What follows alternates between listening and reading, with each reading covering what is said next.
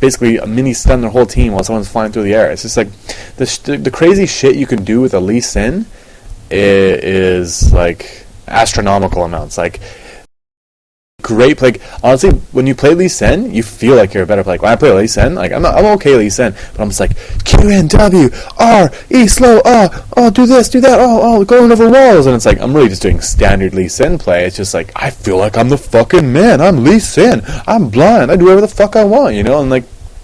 And that, honestly, that 100% reflects to solo queue because he's just amazing with those ganks. He just does so much single target damage. He's so mobile. Great counter jungle, great jungling, great laner top. He's just all around. I'd say borderline OP at this point. He just does so much. I'd say he's one of few OPs that actually need to be banned in solo queue, banned or picked, because of his just amazing strength.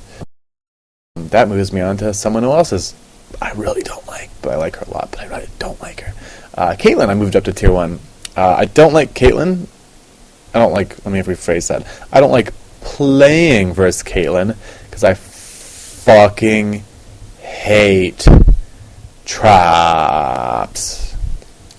I'm never watching for them for some reason. I'm like just running around, I'm like, woo, like going and kill stuff. I'm like, I'm gonna gank this Caitlyn. Fucking walking a little triangle bush. The little cupcake in the middle of the thing. I'm just like, oh my god, I hit the cupcake again. Oh my god, I hit the cupcake. And it's just like, Jesus Christ. These traps are everywhere, and you always hit them, and you don't mean to, and they're so annoying. But that's just more of a personal grudge versus Caitlyn. But the great utility about traps is, another reason she's being put into tier 1 is because her traps are really, really, really strong. You can take an entire bottom lane brush control. You can take that entire control, and controlling the bottom lane when it's a 2 versus 2 is a massive advantage. You can control versus ganks as well. You can ward the triangle brush. You can ward the little brush outside. You can even go top lane, right? And then when you're in that brush as Caitlyn, what do? You get your passive doubled. So you get the auto attacks that even hitting harder because you're in the brush all the time because you control it. And it's just like the bottom lane is just almost guaranteed one if you have a Caitlyn Taric or a Caitlyn, Caitlyn, anybody with like a follow-up CC that you can know, like this is the great combo right now. This is the best combo I'd say for bottom lane right now. Would be Taric stuns. Caitlyn walks up, traps. Taric W's, shatters their armor. Caitlyn winds up a nice Q, blows them away. They're literally, if you hit them with this combo once, they're almost dead or dead. Like, you can just chunk people, especially if they don't have a really strong sustain support. Like, say for instance, they have a Janna or like an Alistar. Alistar can't really keep up with that. Like, he can sort of sustain them, but he's not going to keep up with that much damage consistently. Because as long as Taric gets in there and stuns people, and if you have brush control, then you're CS and you're denying them anyway. So the amount of utility Caitlyn adds as an AD is just it's just amazing. Like, you just lock shit off. If you're doing Garen, what do? Trap. Locked it off. You're going to be slowed down. You're pushing a lane. Trap right on the tower. Okay, if they come and try to fight us at their tower, they're going to get trapped. We can hit them with damage, The traps are just so good. And then on top of that, her mobility is quite strong with, the net shoot back slow. That's cool. That's good. Her poke is good with Q. And then her R is a ranged execute. That's all it is. I mean, it's not an execute because they're, the damage, but it's an execute in terms of, holy fuck, it does a lot of damage and you can shoot from really far away. And it's even a great poke. It's at level 16, it's not like a terribly long cooldown. And if they don't have a lot of good sustain, like I was talking about with sustain or shields and stuff like that, you can just literally Q R them. Use QR all day long. They don't have a lot of great sustain. QR all day long. Take towers. It's just so gross. And that is why I'm moving Caitlyn up to tier 1, because she just adds so much control, so much poke, and just so much general utility to a team as an AD carry. It's just the amount of control you have is tier 1 worthy. Is all that is. Alright, Swain moved down to tier 3. Swain has been moved down to tier 3 because I don't think he's that great anymore. That's it. He didn't get nerfed. He didn't get changed.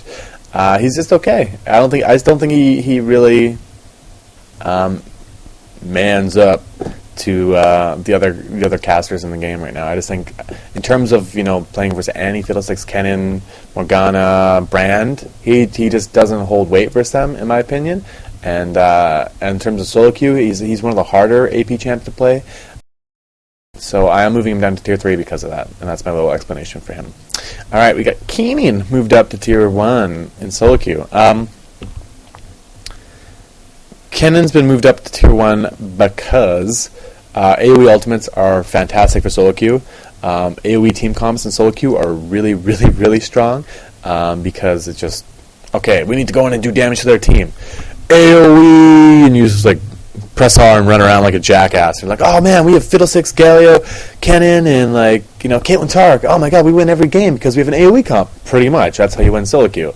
If you're not going to win your lanes, have a team fight with a lot of AoE, and then you win. Because there's not a lot of coordination in solo queue, and you can usually get away with playing stupid shit like that. Like, guaranteed, if you pick 3 AoE champions, unless you're getting from 1,000 to 1,500, maybe in 1,600, no one's going to pick Jam. No one's going to counter pick you. They don't even know what's going on. They don't even know the game. You can run AoE comps with your buddy. Just be like, let's play Fiddlesticks and Kennen all day long. Duo queue. Jungle Fiddlesticks, Kennen, solo mid, or even top lane. You two guys, I guarantee it. If you duo queue, you raise 200 elo at least. 200. At least. If you just run that combo. And you just say, okay, let's team fight at the same time. And you guys both, go out, you have the little coordination on vent, put your headphones on and then talk. Go on at the same time, 200 elo. Guaranteed you rise up. That's just dual queuing with a friend. And it's just because AoE comps are fantastic solo queue, and once you do that, you're going to poop on people, and you're going to be like, wow, oh my god, Elements was right. I did AoE comps, so I raised 200. No problem, guys. But anyways, let's talk about Kennen. Kennen's R is really great, and he's a really good team fighter, but that's not why he's tier 1. He's tier 1 because his lane control is very, very, very strong. No mana cost. Spams Q and W. You auto-attack, I believe it's 4 times, right? Or 4 times, and then I think it's your 5th auto attack, and you throw a little lightning charge. And as soon as you throw the lightning charge, you W, right? It's okay. All right, then you land a Q on someone, then you stun them. Doing a little combo on people, you drop them like a quarter of health, and you drop them quarter health. As soon as you hit 6, flash, ultimate, ignite, stun lock, dead. It happens really easy to do as long as you learn how to play Kennen in the solo lane. It's very strong. His laning is very, very strong. You can rush Will of the Ancients, and you throw Qs for 70 to 100, whatever the damage is, depending on what level your Q is, and how you life steal amazing amount. Oh, you did a little trade with Kennen, and lightning rush through the wave, press W, 200 health back, right? It's so gross. His control in the lane is so very strong that it makes him a great solo queue champion, on top of being a great team fight champion due to his AoE. Damage and stun, so it's just he can't really be ganked that well because of lightning rush. It's hard to gank Kennen. He can initiate well because of his lightning rush. He's got a great amount of stuns. He's got AoE stuns, and he's got good single target damage, and he's got a little auto attack, a little buff too. I mean, he's just a great little champion. And then since all these champions have been nerfed, buffed, he's really been moving up and shining. And then this new play of Will the Ancients rush on him has really made him, I guess, shine even more. So really, that's why I'm moving Kennen up to tier 1. Alright, Garen moved up to tier 1 because he's boss man fucking Garen. I honestly, I play him like a tank assassin. I'm a tank, but I'm a flash, silence, R, or E ulti you, and you're dead. Literally, any squishy. If you play your laning phase top decently, and you don't lose your lane as Garen, per se, and you have standard Garen items, like Brutalizer, a couple Dorans. I like to run go Infinity Edge and stuff like that. I like to run a little AD Garen, and you get Yomu's. You can even run a Yomu's to Atmog's Warmogs, or Atma's Warmogs, and stuff like that, or Mogs Atma's, whatever you want to call it. That's really strong in them, right? And all you have to do at that point is I just press W, oh my god, I can go in on anybody, fucking Garen's presses Q and just charges, bam, spins, and then you just choose someone who's low and R them. And you always get a kill as long as it's on the right target. Obviously you don't go the fucking 200 armor Shen or something who's just gonna laugh at you and press W the whole way. Look, I'm shielding you. You're an idiot. But you know what I mean? As long as you choose your targets well on Garen, you get kills, you get fed. He ganks well. He's got great control. Just talking about Kennen with his speed buff. Garen's got a speed buff. What else does Garen have? He can't be slowed. As long as you get slowed and then you press W, you spin out because it breaks all the slowing movement effects on you. Oh, you're taking a lot of damage? Press W. Plus you get extra armor and magic resistance. You get up to 25, I think. I think it's 25 creeps. You get 25 more armor and MR. So if you get that at like level 3, like, you know, or level 3 to level 4, and you can actually even get it at level 2, depending on who you're laning against. If you're having a tough time, you just want to last hit a little bit. So you can get like a Q, W, then, you know, EE. That's what you want to do basically. Or, you know, Q, E, W, E, that kind of thing, you know. I like to get it early because then you're getting that. As soon as you get those extra 25 resistances, it's like your laning phase has been won. Plus your passive is a regeneration that you just go, oh well, I took a lot of damage, just gonna run on the brush. Back to full health, jump in, Q. This is a Garen. You're so strong. Garen, why do you poop on everybody who's squishy? He's like, well, I'm just Garen. That's just how it is. These little buffs that he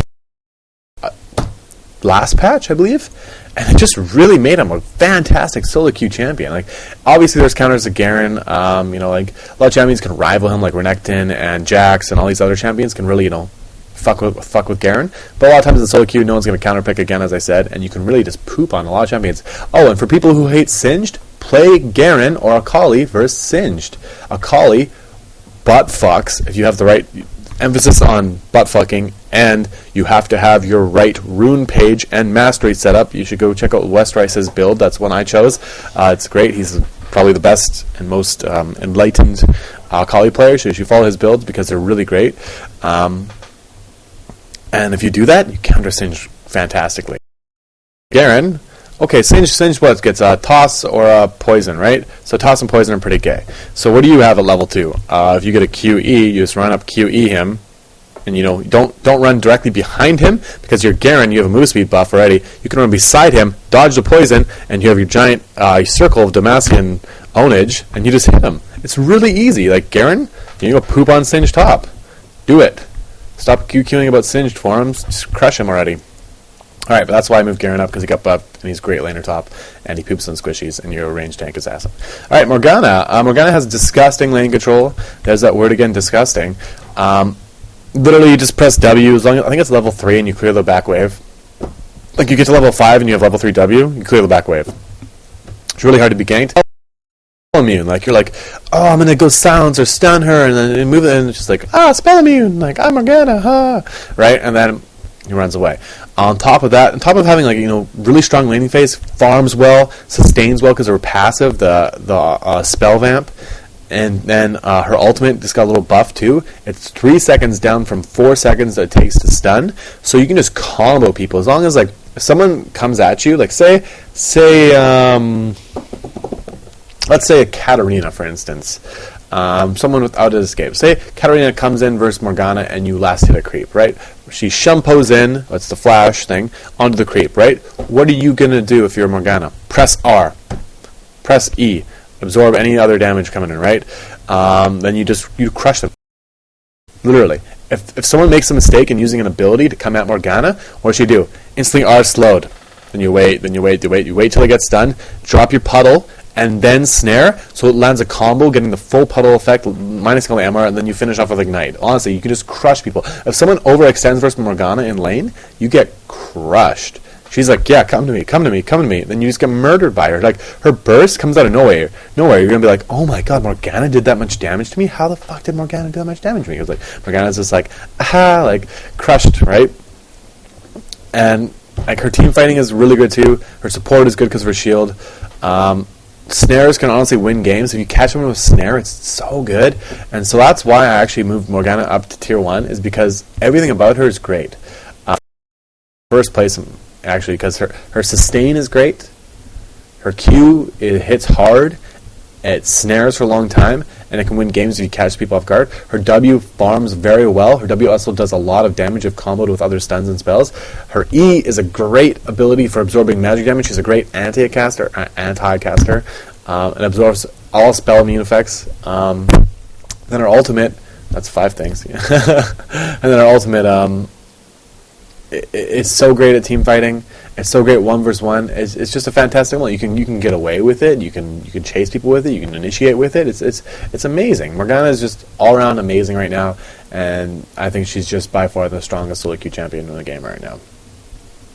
All right, and I got Rammus has been too.